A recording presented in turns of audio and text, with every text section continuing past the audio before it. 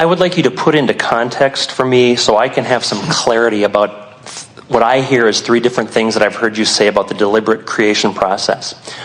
One is to hold something, a vision specifically of what you want, and it must come to you.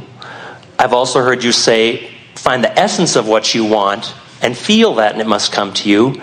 And then I've heard you say, take what you want completely out of the equation, and it must come to you. And I'd like some clarity about that. You get the picture that your life has caused you to actually create it, and that it has been created and is waiting for you. Yes. So, what was the first question? The first one is to hold the vision of something specifically so about what you want. Imagine having found relief, and so now you're able to focus upon what you know you want, and in doing so feel the enthusiasm for it. In other words, Jerry and Esther bought a house in California a couple of months ago, and it's being remodeled. Sort of demolished and rebuilt would be a better word for it. Since there's no question that it's happening, they have endless hours of satisfaction just thinking about it, thinking about the new door, thinking about the new fountain, thinking about the new deck. In other words, so as they focus specifically upon this thing over which they feel no resistance at all, they use it as their excuse to say tuned in, tapped in, turned on, so that all manner of all other wonderful things can flow to them. So that's the first one. What was the second one? The second one was to find the essence of what you're wanting all or right, the feeling about. So let's say that you know what you don't want, so you know what you do want. And so you have this sense of what you're looking for. You know that you want to feel free, you know you want to feel good, you don't know exactly how it will play out. And when you try to think specifically about it in this case, it makes you turn upstream. So you just try to find the general feeling of it, which makes you turn downstream. So it's not ready to manifest, and it's not ready to give you that fast ride on the river that you're so excited about. But it is a lot better than being resistant, you see. And what was the last one? To take it out of the equation. Well, that's when you really, really want something, and you really, really don't think you can have it. And you really, really want it, and you want it so much. But every time you think about it, you beat the drum of not having it louder, because not having it is stronger in your vibration than having it. So every time you think about it, you feel bad instead of good. Well, you'd be better off not to think about it. Because when you're thinking about it, you're thinking about not having it, because that's the way you've trained yourself on this particular subject. So all of these are talking about turning downstream, but the beauty of your question is that the first question, what was it again? Holding the vision of something specific. All right, that's someone who is mostly feeling appreciation. You're way past hope. You're in appreciation. And now as you hold the vision of what you want, you easily turn downstream. So the first example is someone who's already very close to the manifestation of it, that just takes such pleasure in it. In other words, that's turning downstream from appreciation. What was the second one? The essence of it.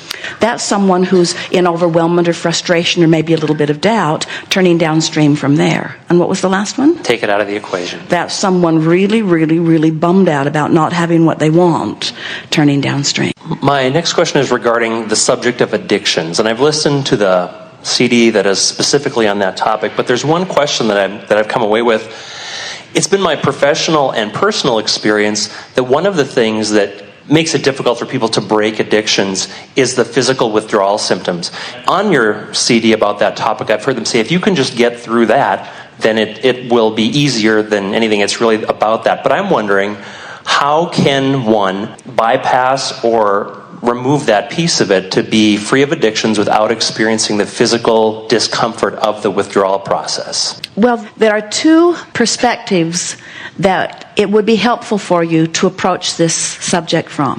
First, anytime you introduce something to your magnificent physical apparatus, the trillions of intelligent cells become aware that this new whatever it is has been introduced, whether you ingest it or breathe it or shoot it or whatever.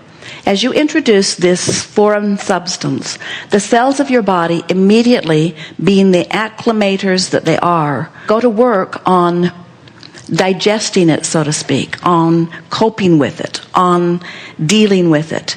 And in doing so, they adapt to it, literally. In other words, it's like surviving under these conditions now.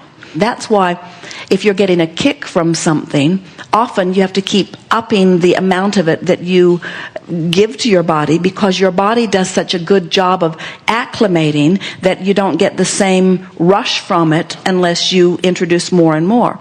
So your body adapts to whatever it is that you are giving it, and that adaptation actually translates to you as a sort of craving. And that's why you experience the withdrawal once you no longer give your body that. Now, there's something to be said about maybe winding down from it. That might make the withdrawal less.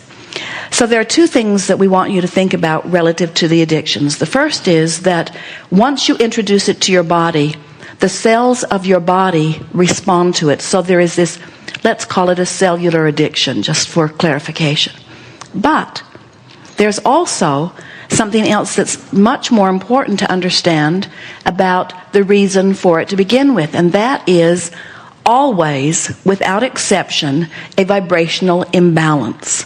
So what happens is people have got this vibration going on of who they really are, and this vibration going on of the thoughts that they're giving thought to now. So they've got that tug of war going on, and often in the ingesting or the introducing of something, there is a lessening of their awareness of that contradictory energy. And so there is this psychological addiction or this emotional addiction, because there is a contradiction of energy going on that is unpleasant on so many levels of their being that often is soothed once something is introduced.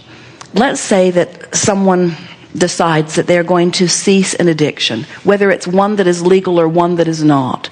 And as they begin to no longer introduce that substance to their physical apparatus, then they begin having those withdrawals that you were talking about, which further goes to upset that vibrational balance that was out of whack to begin with. So we would get our ducks in a row. We would line up our energy before we began any physical withdrawal from anything. Line up the energy first. So many people, for most of their lives, don't understand how to bring themselves vibrationally into balance. And yet, we have never seen one person ever who had a successful withdrawal from addictions who did not understand how to bring themselves into vibrational alignment first. What we mean by that is anyone could just stop ingesting whatever it is that they've introduced to their bodies for 3 days, and in 3 days, we're not kidding you, it would be out of your system altogether. In 3 days, it's moved through, and that cellular craving is no longer an issue. Right. But the psychological craving still is, because the reason that they wanted it to begin with, in order to soothe that feeling of contradictory energy, still exists. So if you don't tend to both of those, you've accomplished nothing. And the majority of people who are just using willpower in order to stop some sort of addiction, but have done nothing about aligning the energies, just keep having a whole new fresh reason that they're wanting to ingest it again. Helpful? Yes. So if we were standing in your physical shoes, we would first bring ourselves into vibrational alignment. And that's not a fast thing to do. And we're going to be bold here. We would say, we would not make any effort to withdraw from the substance experience. We would put all of our attention toward lining up energy, because once you're addicted to something, it will be easier for you to line up your energy during the addiction than when you're trying to stop the addiction. We don't see anybody that has a successful experience of lining up energy while you're in the middle of withdrawal from things. They just work against each other. So stop beating up on yourself for doing this thing that somebody's convinced you is wrong, whoever it is you're counseling. Help them to understand that bringing themselves into vibrational alignment is first and foremost. And sometimes that takes days, sometimes it takes weeks. In other words, we don't think it would take anyone very long if you could just accept that you are a non-physical energy first, that there is this duality of vibration going on within you, that law of attraction is responding to both of them, that it's natural that you know what you don't want so that you know what you do want, that the stream is flowing and that you feel better when you let yourself move in the direction of the stream. If you could get that across to yourself or to anyone, you could help them reach for the feeling of relief so that people are no longer beating up on themselves and holding those long resentments that they've had for so long. People got off balanced earlier in their life, usually on this vibrational misalignment, and the addiction is something that followed not too long after, and so much of this has been going on for a very long time. And to expect someone to cold turkey all of a sudden start going with the flow is illogical, and it's also illogical to expect someone to go cold turkey on the withdrawal of any of the substance as well. So if we were standing in your physical shoes and we had had a long-standing addiction, no matter what it was, we would be saying to ourselves today, I'm not going to stop this substance abuse or whatever it is that they're wanting to call it today. I'm going to work on bringing myself into vibrational alignment, which means I'm going to try to begin to see myself and my world through the eyes of Source, which means I'm going to be a little kinder to myself, and I'm going to beat up on myself a little less, and I'm going to stop looking for reasons to not like myself, and I'm going to let the way I feel train me into coming into alignment with who I am until I begin to love myself as the Source within me loves me. And once you've got that down, then the 3 days of withdrawal will be easy. Until then, don't even bother. Thank you. Excuse me. Let me interrupt for just a second. I stopped smoking about 40 years ago, and I always said it was the hardest thing I ever did. When my dad was dying, he asked me, he said, would you do me one favor, Jerry? And I said, yeah. What? He said, stop smoking. I said, oh, that's easy. I've done that 1,000 times. And, but anyway, when I finally decided to do it, I made a list of all the things that would be different in my life, all the things that would be improved in my life once I stopped smoking. And I had a list of about 60 items. Even those days I was traveling constantly. And I kept it over the visor of my car. And for a whole month, all I did was I just bring that and read that list over and read that list, even before I made a decision to go into what I was going to do to finally stop the physical smoking. Is that a form of alignment? And can you give us some idea of a form of alignment? Well, it's interesting because if you recall the focus wheel, what you're talking about is a similar thing. In other words, you focused upon the positive aspects of what you were reaching for. You brought yourself into alignment energy-wise before you then offered the action or effort. And that's really what we're talking about. Everyone's putting their boat in the stream at a different place. In other words, everyone who's addicted to something is not depressed, and everyone who's addicted to something is not in frustration. In other words, you are where you are. Sometimes an addiction will begin from a psychological place, and the psychological place ceases in time, but the cellular calling is still in place. So there are so many variables. That's why you could not write a book and say, always do this. That's why the 12 steps are beneficial to some and not so beneficial to others. And so the rule of thumb is, with anything that you're wanting to accomplish, find vibrational alignment with the idea of it first, and then take the action that is inspired. And so the vibrational alignment that we are talking about all day, every day, we're talking about closing the gap between who you're allowing yourself to be and who you really are. And when you close that gap, oh, you feel ever so good. Well, the majority of people who are involved in addictions are trying to fill that void with the substance. They'll buy one more thing and bring it home. They get absolved in their work. There are all kinds of aholics that you are talking about, whether it's a workaholic or whether it's an alcoholic. So what we're wanting you to realize is the closing of the gap is a vibrational thing, and the physical thing then comes later. So depending upon where you are, where you're putting your boat in the stream, we would begin a sequence of reaching for downstream thoughts that goes sort of like this. And let's say that you're really in a not good feeling place. So the first thought that you might reach for is, I really hate this addiction and its hold that it has on me.